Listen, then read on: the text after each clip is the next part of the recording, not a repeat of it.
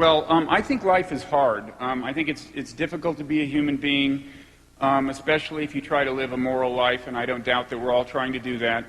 And I think that everyone who responds to that challenge, including our atheist friends, do so by believing at least something that is not provable. I suspect that if you told me what moral beliefs get you by every day, I would be able to argue that at least some of them are not provable. And one thing that bothers me about the new atheism as opposed to atheism generally is it sometimes seems you're going around to other believers and saying, well, I'm sorry, but your way of getting through life, this difficult thing, is just less intellectually sophisticated than my way. And that just, it just sounds like a kind of a snobism and elitism that just rubs me the wrong way.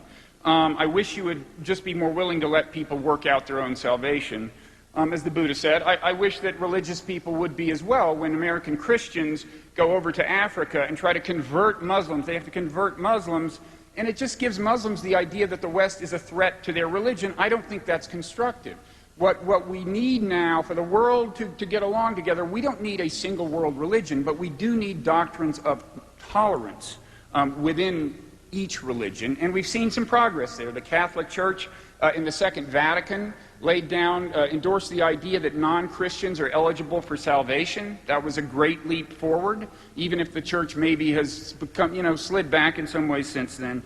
But in any event, I think that really, we're talking about religion and science. I don't think they really need to be reconciled. For me, they do, because I was exposed to religion at an early age and then to science. It's a personal issue with me. I'm trying to work it out. But what's really required for the salvation of the world is really not for religion to be reconciled with science, but just for the different religions to be reconciled with one another, and ideally with atheists. And so I close on a message of hope, I guess.